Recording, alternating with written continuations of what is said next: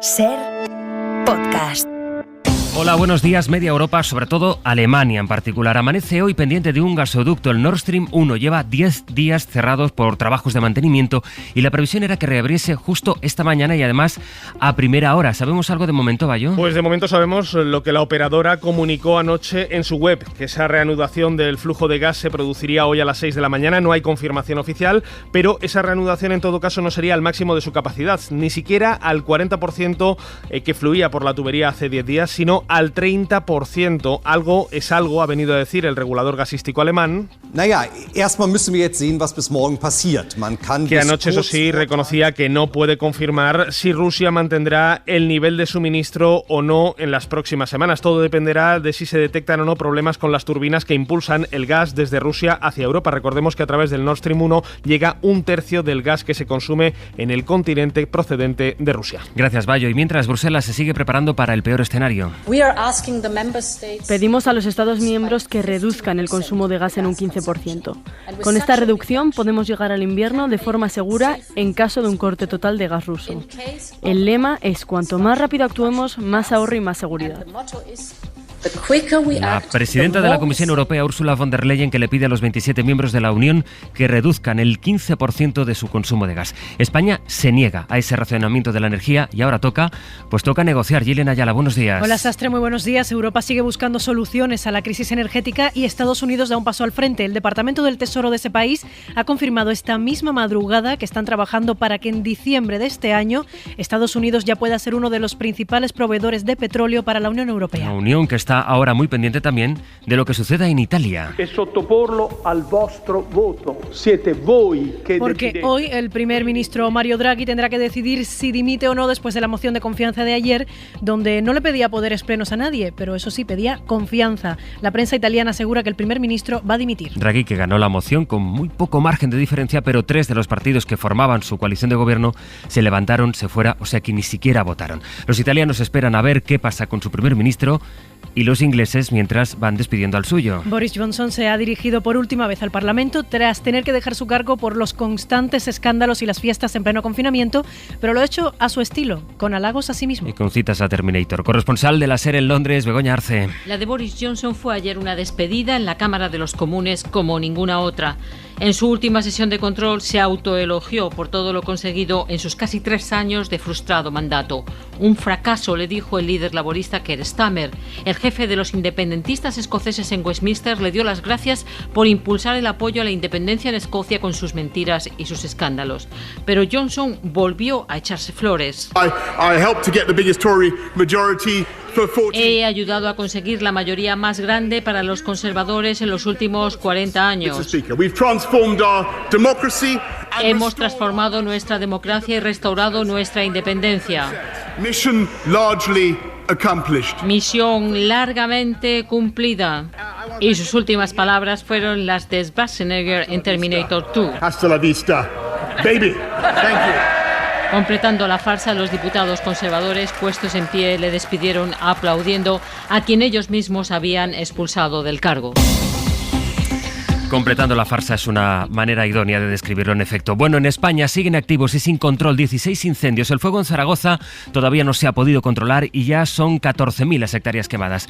Últimas horas, vamos a empezar en Zaragoza. Lorena Ruano, buenos días. Buenos días. Afortunadamente no se han cumplido las peores previsiones, aunque como reconocía a última hora de ayer el presidente del gobierno aragonés, Javier Lambán, las condiciones meteorológicas pueden cambiar. No se han producido nuevas evacuaciones, aunque hay 6 localidades que están en alerta. Solo en Envidiariza podría decretarse la salida de sus habitantes.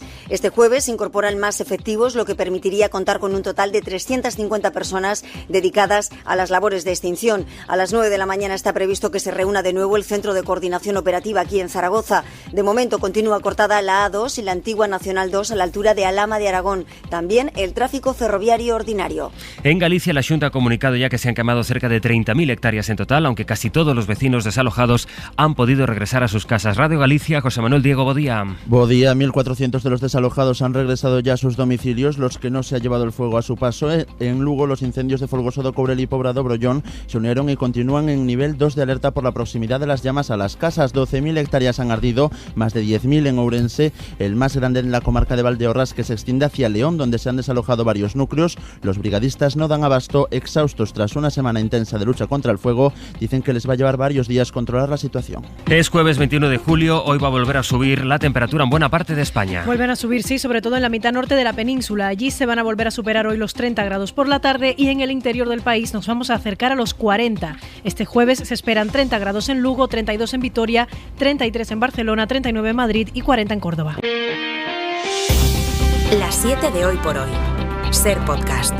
Pues está siendo una semana trascendental, todas parece que lo sean, pero esta parece que lo es en especial para la Unión Europea, sobre todo en materia de energía. Hay temor en la capital comunitaria, en Bruselas, ante un posible corte total del gas ruso, sobre todo en los meses que vienen, especialmente en otoño. Estamos hablando, en ese caso sería el peor escenario posible, y aunque no se contempla que ocurra, ya les digo, de forma inmediata, Europa sí que sigue trazando sus planes de contingencia. La Unión depende, al menos a corto plazo, de Rusia. Eso ha quedado claro en la rueda de prensa que dio la presidenta de la Comisión Europea este miércoles, y por eso quiso presentar la propuesta de Bruselas si se cumplen los peores pronósticos. Habrá que racionar el gas. Esa es la palabra, racionamiento. Bueno, además, Europa advierte de que el problema no se va a terminar este invierno. Corresponsal en Bruselas, Griselda Pastor. Va para largo, sí, no es tan solo este invierno el complicado, el próximo también, así lo han explicado en una rueda de prensa que confirma que a corto plazo la Unión no tiene alternativa al suministro ruso.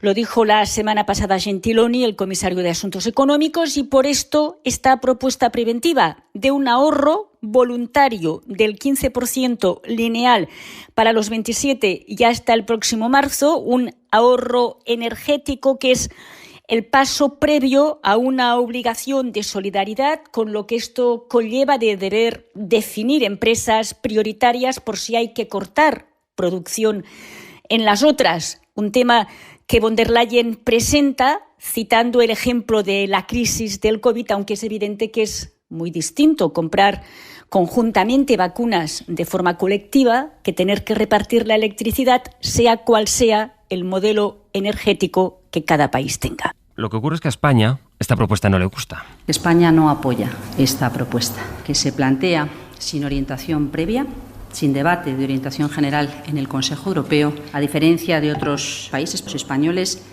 no hemos vivido por encima de nuestras posibilidades desde el punto de vista energético. Pase lo que pase, las familias españolas no van a sufrir cortes de gas ni cortes de luz en sus casas. Pase lo que pase, decía la ministra para la Transición Ecológica, España no va a racionar el gas. A las 8:30 vamos a poder hablar con ella, con la ministra Teresa Rivera, la vicepresidenta tercera, sobre esta postura de España, sobre cómo ha sido recibida en Bruselas y en qué situación quedaría nuestro país si es que en algún momento Rusia corta todo el gas que suministra a Europa. A las 8:30, Teresa Rivera, aquí en Hoy por Hoy. Por lo demás, el Partido Socialista se está preparando ya para emprender una nueva etapa, al menos desde el punto de vista orgánico de su organización. La dimisión de Adriana Lastra ha precipitado una serie de cambios que ya están sobre la mesa y que ahora va a utilizar el PSOE para relanzarse de cara a las elecciones municipales. Esta semana el presidente del Gobierno ha pisado muchísimo la calle, ha viajado a las zonas más afectadas por los incendios y de paso pues ya se ha reunido con algunos varones socialistas en las comunidades que ha visitado. Y eso le está sirviendo de alguna manera a Sánchez para allanar el camino hacia ese comité federal que va a celebrar, pasado mañana. Inma Carretero, buenos días. ¿Qué tal? Buenos días. Quiere Pedro Sánchez llegar al sábado con todo amarrado y que el mensaje que quede sea el del relanzamiento del partido. De hecho, van a aprobar ya el calendario para elegir a los candidatos de las municipales y autonómicas. Está hablando estos días con los varones, con algunos porque coincide con ellos en los actos de su agenda oficial, con otros el plan es llamarles por teléfono. Hay presidentes que le han trasladado su confianza para que haga los cambios que considere oportunos, que en muchos casos creen que van a ser elevar de rango a algunos miembros de la actual ejecutiva para reforzarlos. De hecho, en principio no cuentan con que se creen áreas nuevas o se reduzca la dirección. Por lo pronto, Sánchez no ha dicho la última palabra. Sí que confirman a la SER fuentes socialistas que el lunes, tras la renuncia de Lastra, recibió en la Moncloa a Santos Cerdán, al secretario de Organización. Hay mucha expectación en el partido sobre su continuidad.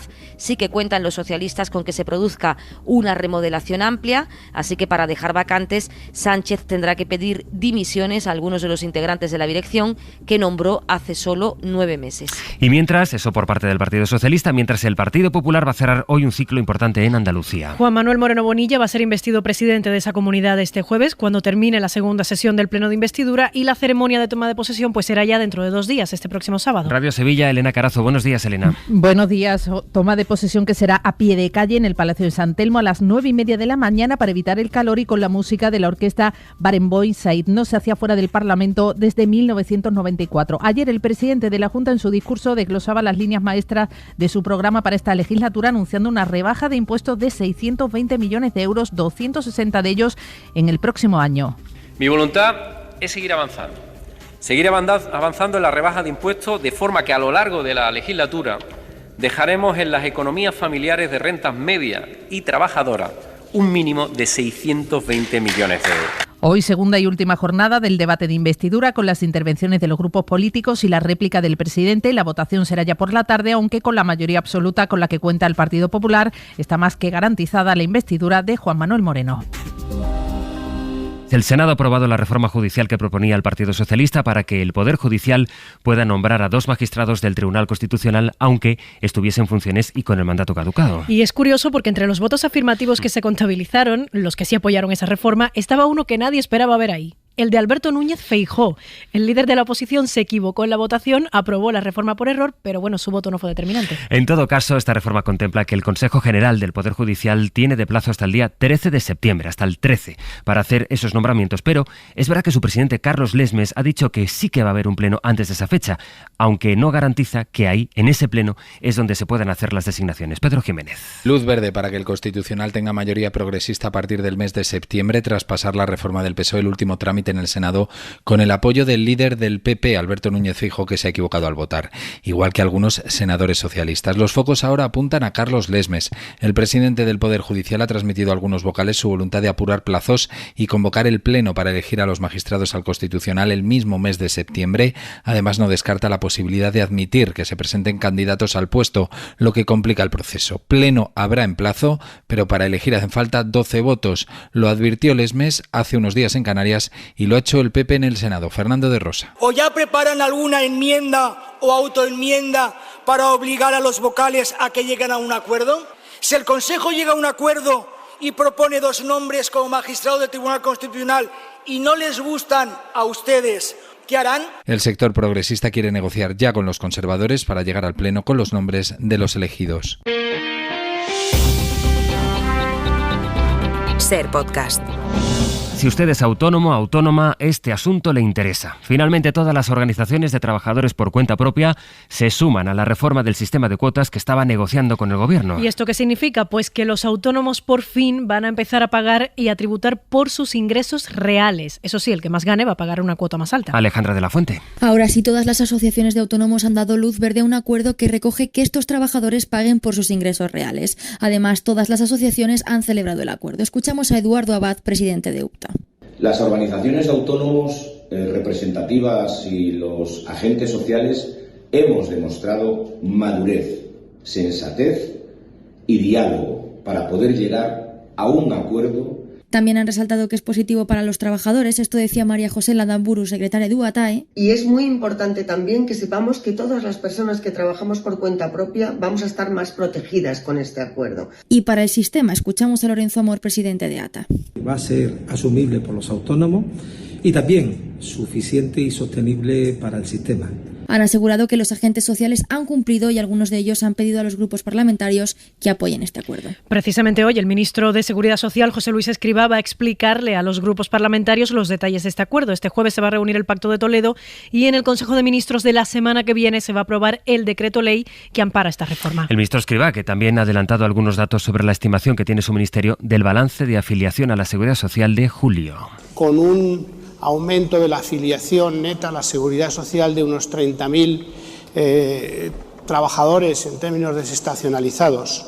Esto supone que ya en los primeros 7 meses del año el crecimiento de la afiliación, del empleo, se sitúa en torno a los 300.000 trabajadores más.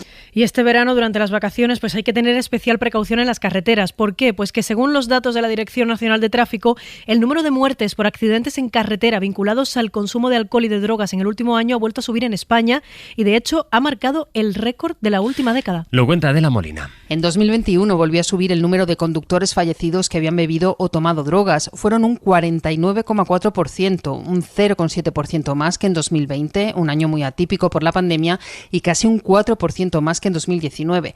La ministra Pilar Llop ha dado el perfil más habitual en estos casos. Un hombre de 25 a 54 años, conductor de turismo o ciclomotor, que consume principalmente alcohol. Quienes habían bebido alcohol lo habían hecho en su mayoría en grandes cantidades. Lo ha destacado Antonio Alonso, director del Instituto Nacional de Toxicología. El 75% de los conductores con resultados positivos al alcohol arroja una tasa de alcoholemia igual o superior a 1,20 gramos por litro. Es decir, están en una situación de una intoxicación muy severa, pero además están realizando una infracción penal. También el alcohol es la sustancia que más habían tomado los peatones fallecidos y que dieron positivo. En este caso fueron el 37,8%. Los psicofármacos fue la segunda sustancia más común entre los peatones que murieron en 2021. Del exterior, Rusia finalmente ha reconocido lo que Occidente, por otra parte, pues llevaba ya tiempo anunciando, que Putin no se va a conformar solo con ocupar el Donbass en Ucrania. El Kremlin asegura que si Europa y los Estados Unidos le entregan misiles de largo alcance al gobierno de Zelensky, pues Rusia va a llevar su ofensiva a otros territorios. Desde Moscú informa Javier González Cuesta. El gobierno ruso confirmó ayer abiertamente que sus objetivos abarcan territorios más allá de la cuenca de Donbass. El ministro de Exteriores, Sergei Lavrov, se justificó con que la situación actual es diferente a lo previsto al inicio de la ofensiva. Está lejos de abarcar solo las repúblicas populares de Donetsk y Lugansk. También son las provincias de Jersón, Zaporilla y otros territorios, y este proceso continúa, afirmó ayer Lavrov. El jefe de la diplomacia rusa advirtió además de que sus tropas tratarán de llevar el frente más lejos si Occidente manda misiles de largo alcance a Kiev. El gobierno ucraniano cuenta ahora con cohetes que llegan a cubrir 80 kilómetros de distancia, pero pide misiles que puedan llegar a alcanzar los 300 kilómetros con la promesa de no atacar territorio ruso. Y media Europa sigue sufriendo los efectos de la ola del calor, de los incendios, como es el caso de Grecia. El fuego que se ha declarado al norte de Atenas sigue descontrolado, ha quemado ya una decena de casas, hay al menos 30 heridos, Victoria García. Mientras se ha estabilizado el incendio que asolaba el norte de Atenas, en el monte Panteli, a 20 kilómetros del centro, esta tarde otro gran fuego se ha declarado en el barrio de Ática, a 50 kilómetros del centro de la capital, en el área de Megara. Aquí ya nos quemó todo esto el año pasado, toda la zona de bosques también, como ahora hubo que evacuar. En el control de este último incendio hay 200 bomberos que cuentan con 7 aviones y otros tantos helicópteros que tratan de evitar que llegue a Lepojori, una localidad que el año pasado resultó arrasada por las llamas. Suscríbete a Las 7 de Hoy por Hoy. Todos los episodios y contenidos adicionales en la app de Cadena SER y en nuestros canales de Apple Podcast, Spotify, iVoox, Google Podcast y YouTube. Escúchanos en directo en la SER de lunes a viernes a las 7 de la mañana. Cadena SER. La radio.